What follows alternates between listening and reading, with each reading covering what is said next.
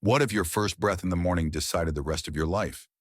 Imagine waking up when the world is still silent. No phone, no noise, no distractions. Just you and the battle about to begin. Because before you face the world, you must conquer yourself. This is how Marcus Aurelius began his day. Not as an emperor of Rome, but as a warrior of the mind. He didn't search for comfort, he hunted resistance, doubt, fear, laziness, and he crushed them before sunrise. While others waited for motivation, Marcus created it. He trained his mind like a soldier trains for war. He journaled his fears, controlled his breath, faced discomfort willingly, and reminded himself every morning, I cannot control the world, but I can control my mind. So ask yourself, if you started your morning like Marcus Aurelius, could you become unstoppable too? Stay to the end, because today I'll reveal the exact Stoic morning framework to build maximum clarity, maximum discipline, and maximum power. Part 1, the Stoic principle. Win the morning win. Yourself. What if I told you that the way people treat you starts every single morning, even before you meet anyone? What if respect isn't something you demand, but something you radiate silently through the way you carry yourself from the very first moment of the day? Marcus Aurelius once wrote, the happiness of your life depends on the quality of your thoughts. If that's true, then the quality of your morning determines the quality of the respect you'll receive from others. And that's why we begin here. This is part 1, the Stoic principle. Win the morning win yourself. Imagine this: your alarm rings. No one is watching, no one is judging, but this moment is the first test, and your response will echo throughout your entire day. Marcus Aurelius wrote in his journal, at dawn, when you have trouble getting out of bed, tell yourself, I am rising to do the work of a human being. That sentence wasn't motivation, it was an order. Because before you face disrespect from others, you must confront disrespect from yourself. And self-disrespect begins with neglect, with hesitation, even with hitting the snooze button. The first battle of the day is against laziness, and action is the only cure. So tomorrow morning, before your feet touch the ground, ask yourself, is today going to control me, or will I control today? This one question awakens discipline.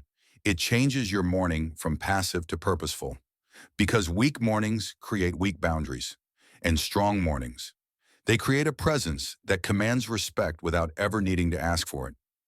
Take a deep breath with me now. Inhale strength, exhale doubt, and say quietly to yourself, I rise with purpose. This is not just mindset, this is neuroscience. Researchers at the University of Nottingham analyzed 83 studies and found that willpower is highest in the morning and declines throughout the day like a draining battery. Every choice costs energy. Every decision reduces mental strength.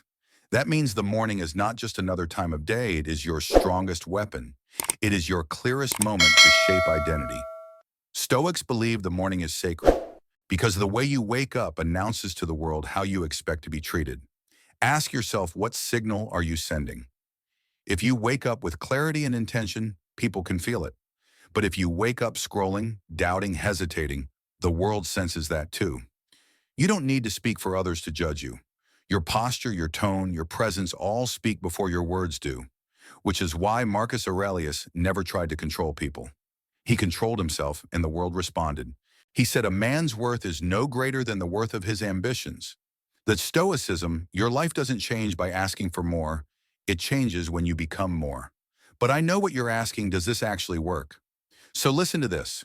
Researchers from the University of British Columbia found that people who journal and set intentions in the morning show 27% more confidence and 35% less social anxiety throughout the day. Not because life got easier, but because they walked with clarity. And clarity is a form of power. When you know who you are, you don't fear what people think of you. There's a powerful story about Marcus Aurelius and a senator who openly disrespected him. Advisors urged Marcus to confront him, maybe even humiliate him publicly. But Marcus said, the best revenge is to be unlike him. And he continued his morning as usual, calm, unbothered. That day when they crossed paths, the senator said nothing. Because when true strength enters a room, it does not need to announce itself. Let's try something now. Tomorrow morning, stand in front of the mirror. And instead of asking, do people respect me? Ask, would I respect myself if I met me today? If the answer is no, don't blame the world. Start with your morning. Respect flows outward, but it is built inward. Repeat with me now. Respect begins with me. So how do you apply this? Here's a simple 3-minute Stoic practice to try tomorrow morning before checking your phone before speaking to anyone. 1. Sit up and breathe slowly. 2. Whisper to yourself, I rise to do the work of a human being. 3. Ask, will I control today or be controlled? 4. Stand tall before leaving the room with posture. Do this for 7 days and pay close attention to how people respond to you. Not because you changed them, but because you changed yourself. Inhale strength, exhale doubt, and hold this final thought. You don't need to be loud to be powerful. You don't need to fight to be respected. You just need to walk with quiet clarity and the world will adjust around you. And now that you've learned how to win your morning, a new question appears once you win yourself. How do you protect your mind from people who don't respect you? That is the next battlefield. In part 2, we'll unlock the complete Stoic morning ritual emotional armor, built before any disrespect can touch you. If you're ready to build the shield of a Stoic, I'll meet you there. Part 2, the Stoic morning ritual. Now that you understand the power of winning your morning, the true challenge begins. The world outside your door is unpredictable. You cannot control it, but you can control the way you prepare for it. Marcus Aurelius believed that chaos does not begin outside of us, it begins within us. That is why he wrote, you have power over your mind, not outside events. Realize this, and you will find strength. This morning ritual is not decoration. It is not productivity advice. It is training mental armor worn before the world attempts to shake your spirit. Let's begin with the first layer of that armor, mental clarity. The Stoics didn't meditate to escape life, they trained perception to conquer it. They believed that most of our suffering comes from rushing into action before observing clearly. Marcus once wrote in his journal, you are too accustomed to being distracted. So tomorrow morning before you speak, before you grab your phone, sit up straight place, your feet on the ground, breathe slowly and observe without judgment. Let your thoughts pass like clouds. No reaction, no story, just awareness. 2 minutes of stillness. That is all it takes to pull your mind away from chaos. Reset moment, breathe in clarity, breathe out noise. And why does this matter? Because attention is the currency of your life, and most people are bankrupt. A recent study found that the average person checks their phone 96 times per day, that's every 10 minutes. With attention constantly shattered, their identity becomes fractured. And a fractured identity cannot command respect. It reacts, it panics, it hides. But a Stoic pauses before acting. Say it with me, I pause before I act. Once your mind is clear, we move to the second layer of armor, the Stoic journal. Marcus Aurelius never intended his writings to become a book. They were reminders, shields, rehearsals for the battles ahead. Your journal should not be a diary. It should be strategy. Write 3 things. 1. What am I grateful for? Because gratitude is the beginning of strength. 2. What obstacles might I face today? Because anticipation prevents panic. 3. How will I respond with virtue instead of emotion? That is Stoic thinking. Don't wait for problems. Prepare for them. And here's the science studies from the University of British Columbia show that people who journal daily experience a 40% reduction in stress and report feeling more confident and respected in social interactions. Why? Because the unexpected becomes expected. And when obstacles are rehearsed, they feel smaller. And when obstacles feel small, your strength becomes real. Take a breath. Inhale clarity, exhale fear. But clarity is not enough. We now forge resilience through the body. Marcus Aurelius believed the body must serve the mind. So the third layer of this ritual is physical activation. A cold shower, a short run, push-ups, anything that places willpower above comfort. The Stoics called this voluntary discomfort, choosing small controlled hardships to build mental fortitude. Modern neuroscience confirms this. Studies from Stanford show that just 30 seconds of cold exposure increases norepinephrine, the chemical for focus and alertness, by 200 to 300%. That means your brain literally shifts into warrior mode. Tomorrow, end your shower with cold water. Stand tall, breathe slowly, and remind yourself, if I can handle this, I can handle anything today.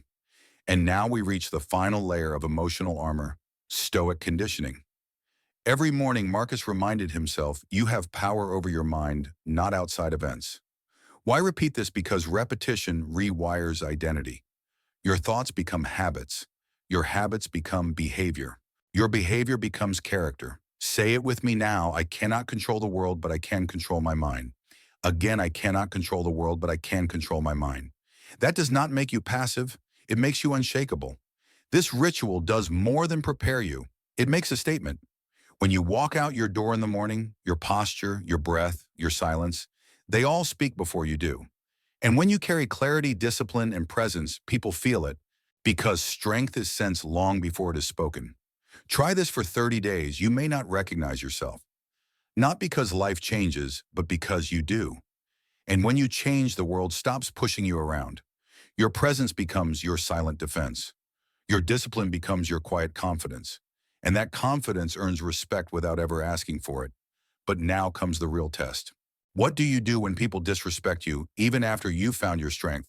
What happens when disrespect is deliberate, personal, painful? That is where Stoicism is no longer theory, but armor. Let's go deeper. Because this ritual isn't just about having a routine. It's about creating a separation between who you were yesterday and who you are becoming today. Marcus Aurelius called this process strengthening the ruling center. To him, the ruling center is the mind, the command post of your life. He said, the things you think about determine the quality of your mind. Your soul takes on the color of your thoughts. That's why thought alone is not enough. We must train identity itself. It's not just, I will try to be disciplined today. It is, I am the kind of person who acts with discipline. It's not, I hope people respect me. It is, I live in a way that earns respect silently. This is powerful because identity shapes expectations, and expectations shape behavior. In psychology, we call this the Pygmalion effect. People tend to rise to the level of the expectations placed on them. But there's also a dark side, the golem effect. When you expect yourself to lose, you do. When you expect to be mistreated, you often accept being mistreated. So take a slow breath with me now. Inhale strength, hold exhale doubt, and say quietly, I am not weak. I am becoming who I must become. And here's something fascinating, the body can lead the mind.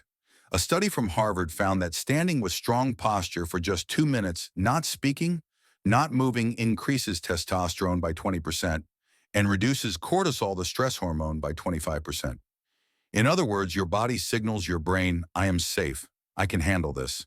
This doesn't make you aggressive, it makes you collected, calm, stoic. Marcus believed the body must serve the mind, but he also knew the body can reshape the mind. So try this tomorrow morning. Stand tall for just 1 minute before leaving your room. Don't say a word. Just breathe and stand. Let your posture announce your strength before you speak. Say it with me. I stand calm. I walk clear. I am not fragile, but self-control is not enough.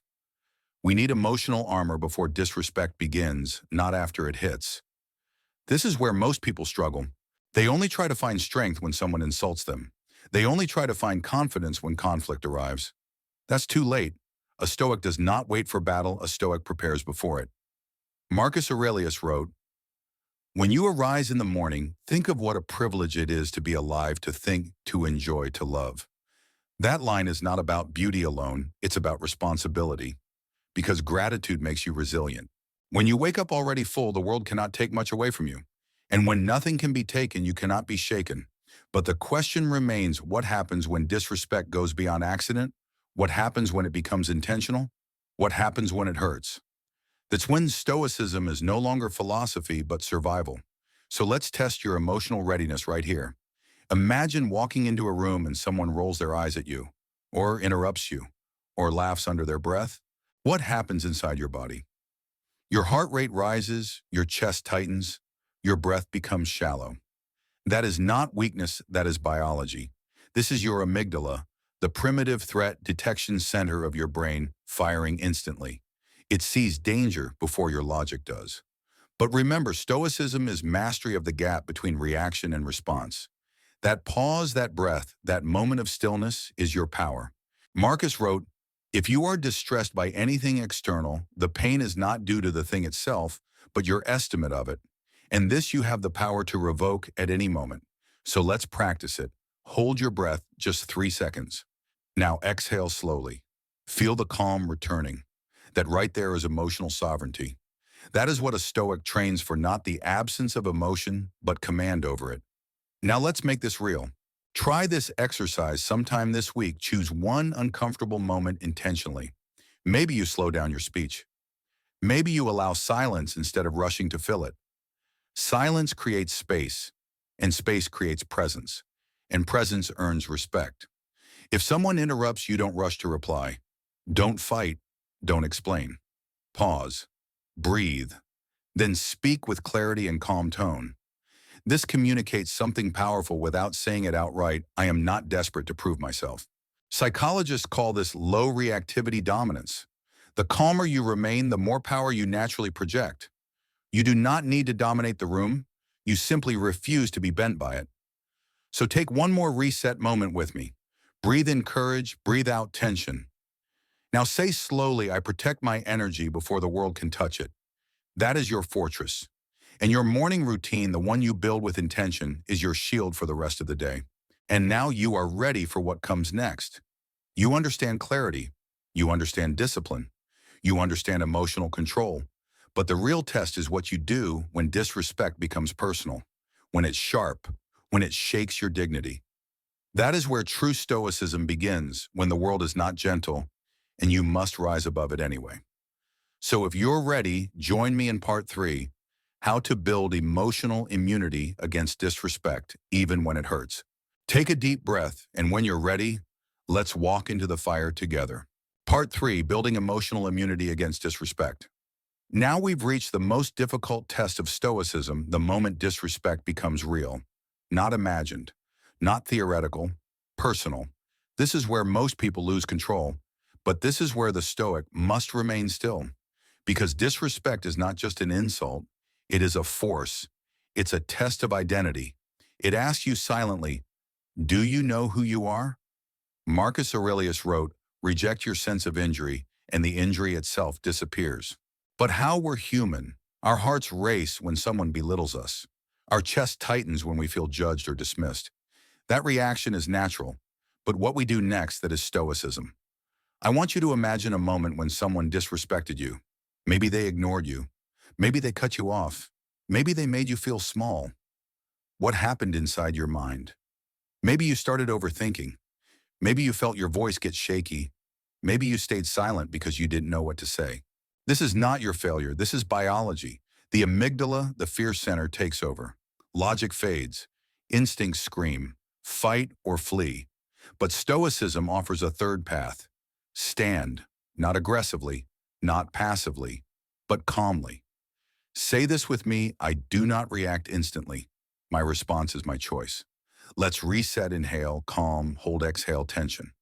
Good. Psychologists call this the sacred pause. It is the gap between trigger and response. A mere 2 seconds can change everything. In those 2 seconds, you reclaim sovereignty. You protect your dignity. Because power is not dominance, power is composure. There's a scientific study from UCLA people who take even one conscious breath before responding. In conflict display, 45% less aggressive behavior and significantly higher social influence. In other words, the calmer person leads the room, even in silence. But here's the key. Stoicism doesn't mean silence. It doesn't mean allowing disrespect. It means responding from strength, not insecurity. So how do Stoics actually respond when disrespected? Let me tell you a story. There was a philosopher named Zeno, the founder of Stoicism. A man once tried to mock him in public. Zeno didn't argue. He didn't defend himself. He simply said, if you find pleasure in insulting me, I will not take that pleasure from you. The man fell silent. Why? Because Zeno refused to play the game. Marcus Aurelius put it this way, the best revenge is to be unlike your enemy. This is not weakness. This is strategy. Stoics don't seek approval, they reveal character. They do not react, they respond. So how can you apply this when someone disrespects you? Try this technique, label. The behavior, not the person. For example, I'd like to finish my thought before we move on. Or I see we disagree, but let's stay respectful. Short, calm, objective. This signals strength without aggression. Harvard Business Review found that people who respond with composed boundary setting, not anger or silence, gain double the respect in professional settings compared to those who remain quiet or confront aggressively. Now listen closely. If disrespect continues repeatedly, Stoicism allows strong action. Marcus Aurelius never said accept abuse. He said, do not waste what remains of your life in arguing with fools. In other words, distance is not weakness. Sometimes dignity means walking away. Let's reset. Breathe slowly. Say it with me. I do not need to win arguments. I need to protect my energy. Your value does not decrease when someone fails to see it. Their vision is limited, not your worth.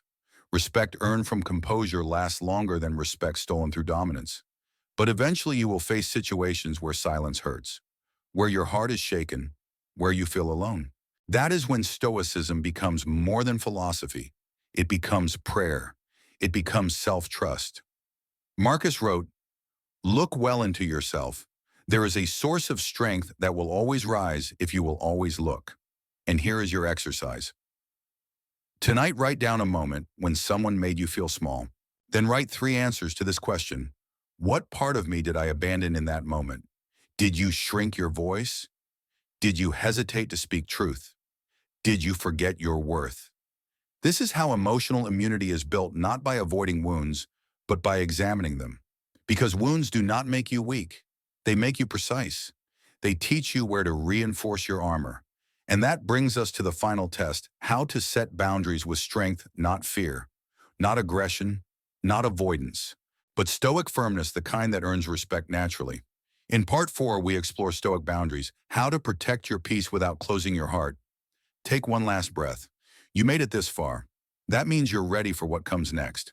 Part 4, Stoic boundaries protect your peace without closing your heart. Now we arrive at the final test of respect, the ability to set boundaries, not with fear and not with anger, but with clarity and dignity. Because Stoicism is not about shutting people out. It is not emotional armor that isolates you. It is about protecting your peace without closing your heart. Marcus Aurelius wrote, be tolerant with others and strict with yourself. That means you don't control how others behave, but you control what you allow and what you respond to.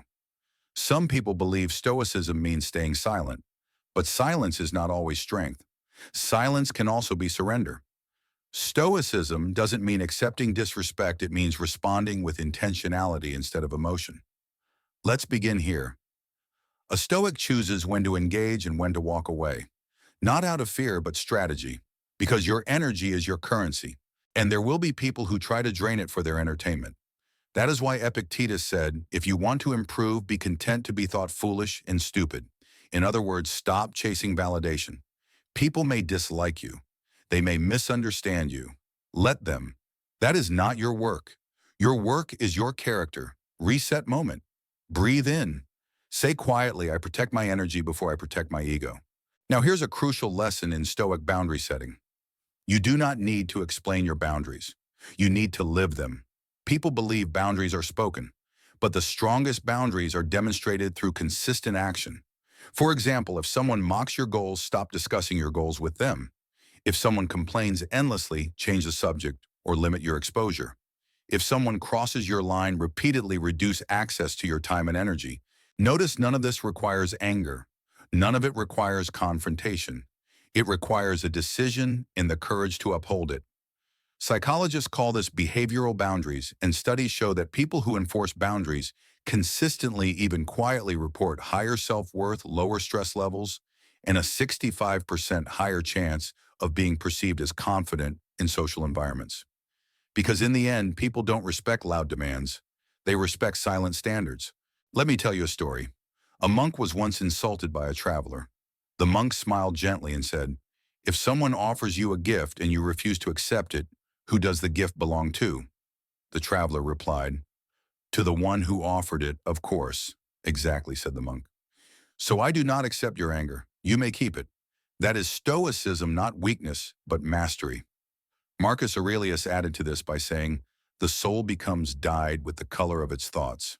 So if you paint your thoughts with bitterness, bitterness will shape your life. If you paint your thoughts with calm strength, people will eventually treat you with greater care because calmness becomes your atmosphere. But let's make this real. What do you do when disrespect continues even after you set boundaries?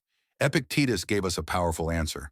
When someone provokes you, remember it is not the person who gets you irritated, but your judgment about them. That doesn't mean tolerate abuse.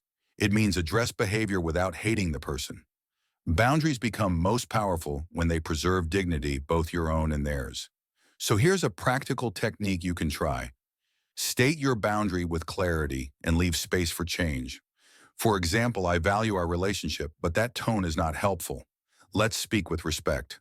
Or I want this discussion to continue, but not in this way. Let's pause and revisit later. Why is this effective? Because it invites growth.